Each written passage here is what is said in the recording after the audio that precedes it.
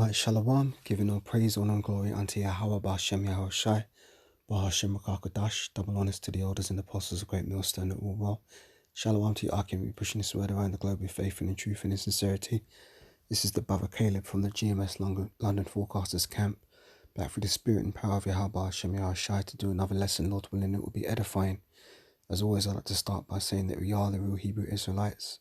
The real Israelites, he said, called Negroes, Latinos, Hispanics, Native Americans, West Indians and West Africans predominantly. But you are going to get Israelites that do look like the other nations, because Israel has been scattered amongst all people throughout our various captivities. But if your seed line by your forefathers goes back to the man in the Bible that was named Jacob, who was then later named Israel, then you too are an Israelite, no matter what you may look like. Because the book of Numbers chapter 1 and verse 18 states that your nationality is determined by the lineage of your forefathers. Okay? So I've got a little lesson I've prepared here. And this is an image that I saw on the underground when I was travelling home from camp on Saturday. And I thought I'd do a lesson on it because it might be very edifying. So here you've got the screenshot on the screen of the photograph I took. This was one of the adverts displayed on the underground. Now, me, personally, one of my interests is art. So I really enjoy, art theory and stuff like that, and understanding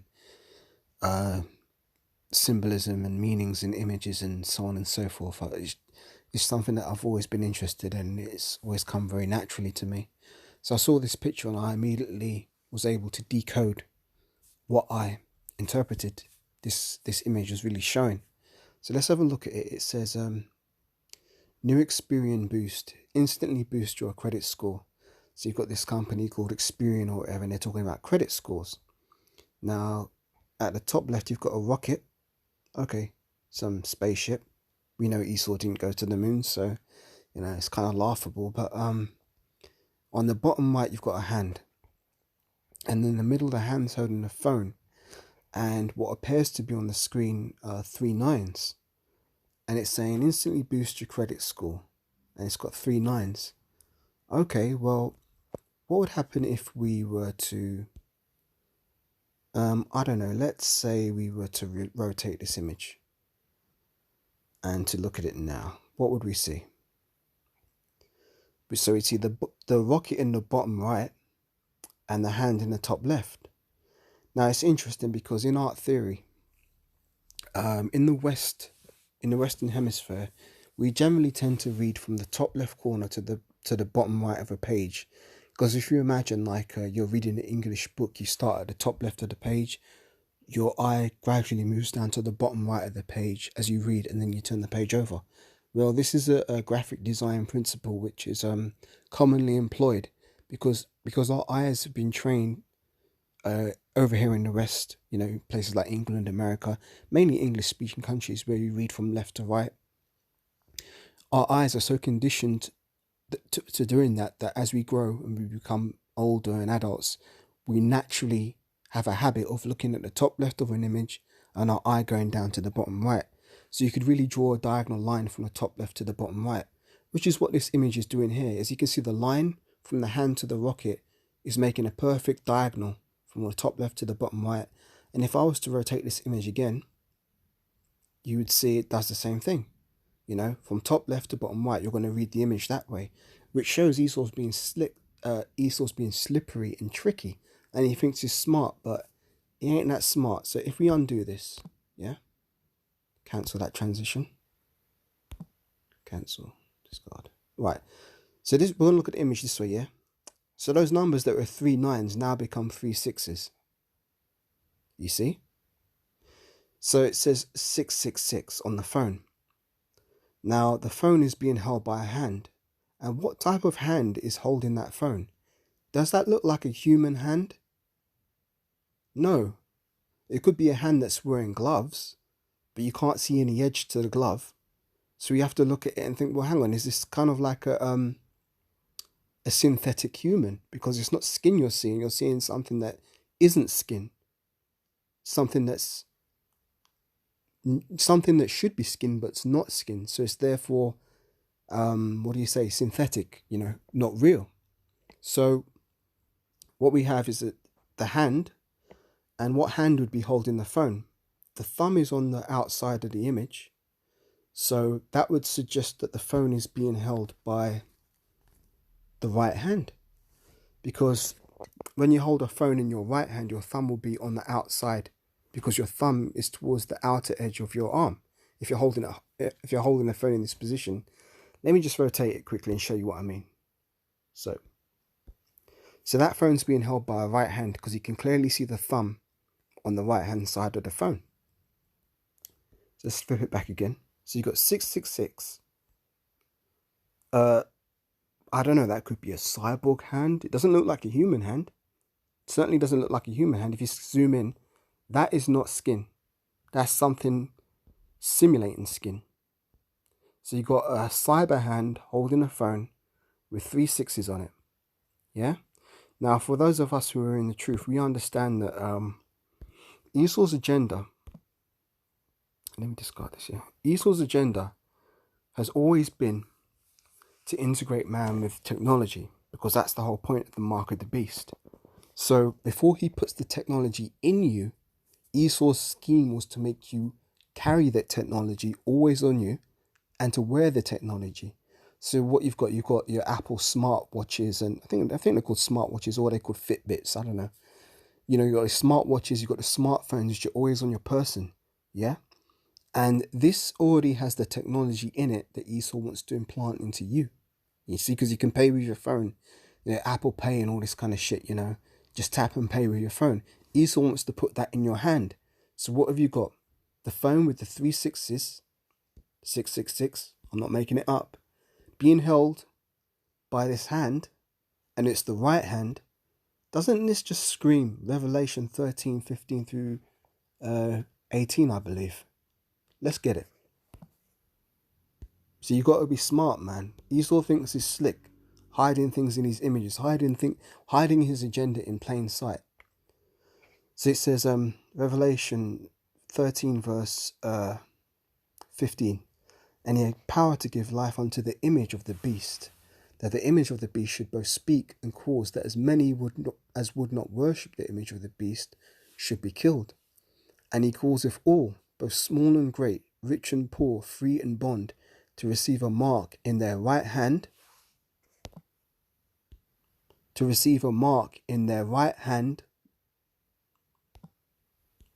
or in their forehead, and that no man might buy or sell, save he that had the mark, or the name of the beast, or the number of his name. Now, what is your credit score related to? Buying and selling, right?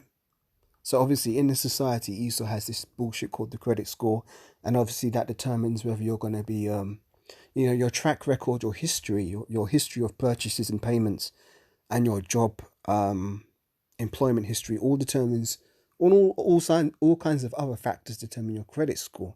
And Esau bases that to kind of give you a social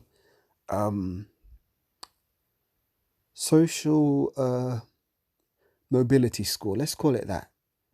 Your credit score is kind of your social mobility score, because in the sense that if you've got bad credit, it's very hard to do things. Like you can't get loans, you can't get finance, you can't do a lot of things. You know, you might try and, for example, I don't know, you might want to put down a deposit on something. They say, no, you got a bad credit score, we're not going to accept that. Or you might just want to buy something and they do a credit check and they're like, nah, sorry, well, you're not applicable for credit. That is basically, that curtails one's social mobility. And that's what it's always been about, because if you think about it, I mean, me, when I was a child at school, I could see all this shit.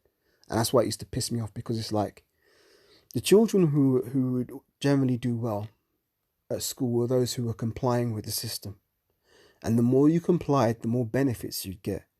E.g., when I was at primary school, we had this shitty little thing called a green book, where if you was a good child, you might get your name in the green book. And if your name was in the book at the end of the week, you get a smiley face sticker. And then on the other hand, there was the red book, where if you was a naughty child, you know, your name would be written in the red book. And back then, it's kind of funny, being in the red book was like having a criminal record at school. I'm talking about primary school. This is like from ages, 4 to 11, primary school here in the UK. But yeah, that's how it worked. And it's funny because even that is kind of taken from the scriptures, because what you have is the Lamb's Book of Life. And those of us who are Israelites and of the hopeful elect, Lord willing, our names will be written in the Lamb's Book of Life. So we'll be able to receive salvation on this side. And those whose names aren't written in the Lamb's Book of Life, they're going to receive damnation, you know? But back to the point of this image, Esau thinks he's slick. Esau thinks he's smart. And if you notice, they've got 666 here. And Esau has a fascination with 666. He puts 666 wherever he can. For example, over here, if you want to call the emergency services, you dial 999. But if you flip that upside down, what do you get? 666. You know, whenever you go to buy something, you find it's like 999, 1999, 29.99. And what are you getting in those numbers? You flip it upside down, you see the 3 sixes in the 99s. Like, for example, if something's 29.99, flip it upside down, you're going to see 666. If something's 1.99, flip it upside down, you'll see 666. Esau's got this strange obsession with 666. But something was brought out at camp as well on Saturday, which is also interesting, because 666 also represents the 2/3 of the nation of Israel. Because if you divide 100% by 3, you're going to get 666. Let's do that. Just to, sometimes it's good to show visual examples as you're talking about stuff. So let's say we take 100 and we divide it by 3, because the Lord said He's going to bring 2/3 back. What do you get? So done that the wrong way.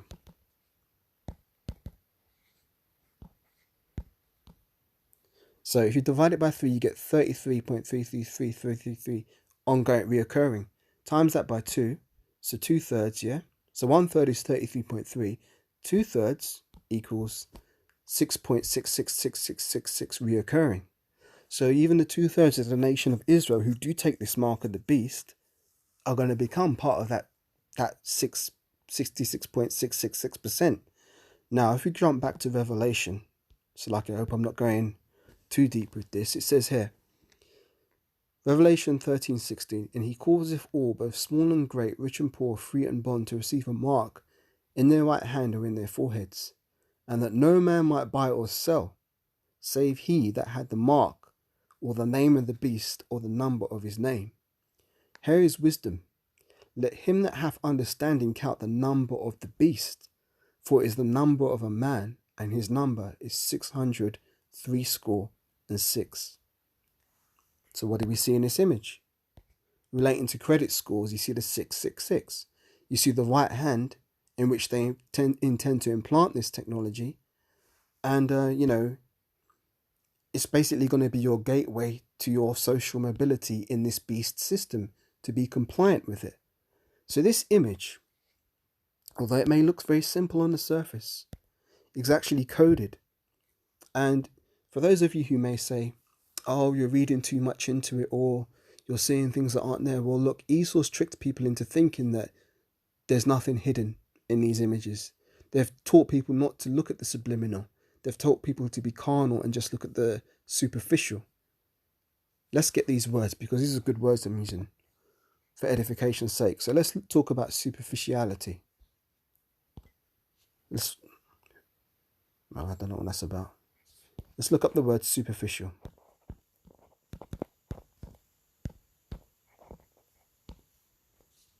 Okay. The word superficial means being at or near the surface, of relating or to the surface, yeah? External, outward.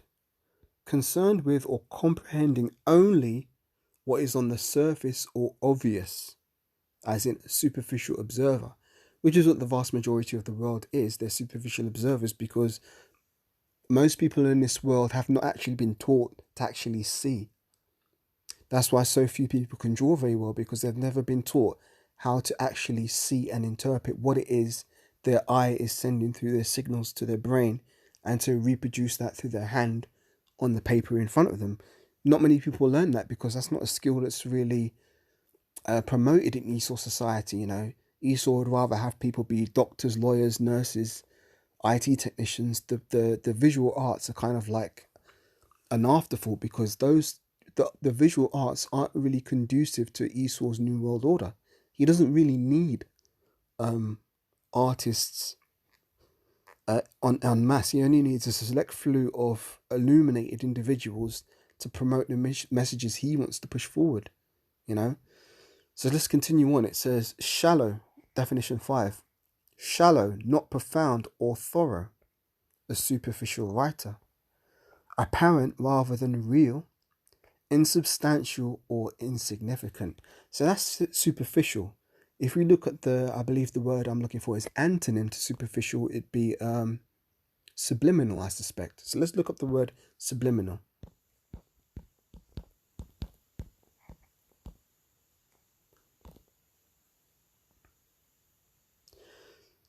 Definition of subliminal: existing or operating below the threshold of consciousness, being or employing stimuli insufficiently intense to produce a discrete sensation, but often being designed to be intense enough to influence the mental process or behavior of an individual. That's deep, man. Pun intended. Let's hope you got that one. Let's read it again. Definition of subliminal: existing or operating below the threshold of consciousness, being or employing stimuli insufficiently intense. That shows that Esau's a wicked and crafty devil, because he'll employ stimuli which is not strong enough to trigger a reaction, but yet strong enough to trigger your an internal response without you even being aware of it, without you even noticing. That's how crafty this devil Esau is, man. So let's get into this. This is existing or operating below the threshold of consciousness, being or employing stimuli insufficiently intense to produce a discrete sensation, but often being designed to be intense enough to influence the mental processes or the behavior of an individual. A subliminal stimulus, subliminal advertising.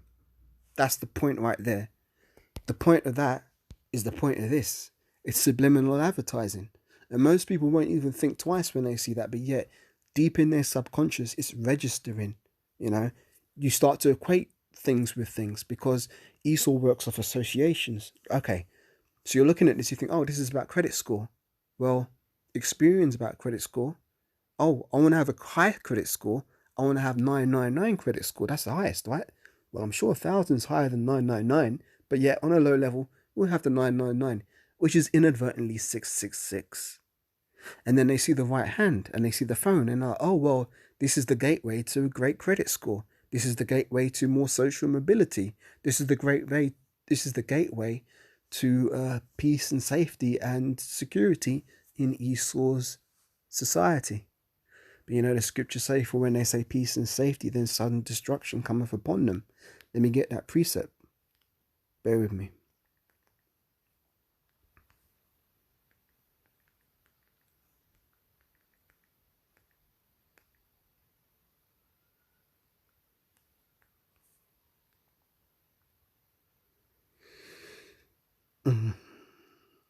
Yes, this is 1 Thessalonians, the 5th chapter and the 3rd verse.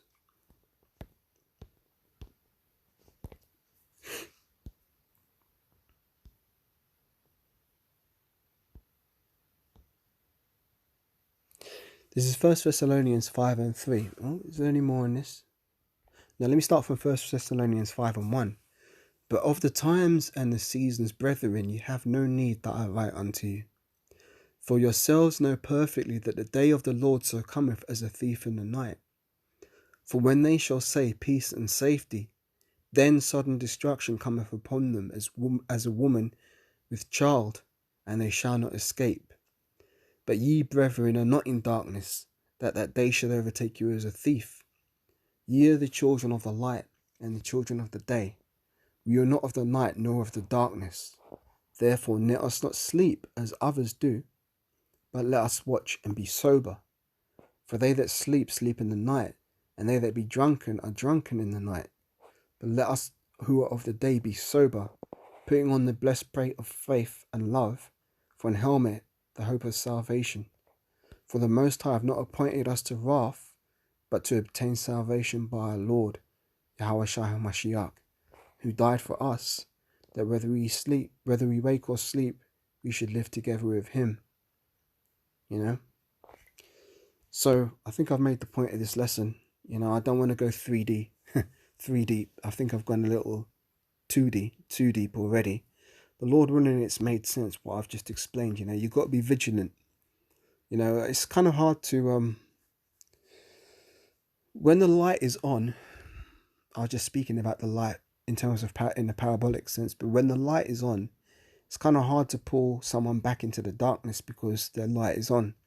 So for those of you who may be of the hopeful elect, keep that light on. You know, stay sharp, stay observant, stay vigilant, because the adversary, the devil, moves about like a roaring lion, seeking whom he may devour. Roughly paraphrasing, but you know, we're not ignorant to Satan's devices. But yeah, Lord willing, that's been a little edifying lesson. Giving all praise and all glory unto Yahweh B'Hashem Yahushai, B'Hashem Rakakadash. Double honors to the elders and apostles of Great Millstone that rule well. And once again, shalom to the Akim. We're teaching this word in faith and truth and in sincerity. Until the next lesson, Lord willing, I'll say shalom.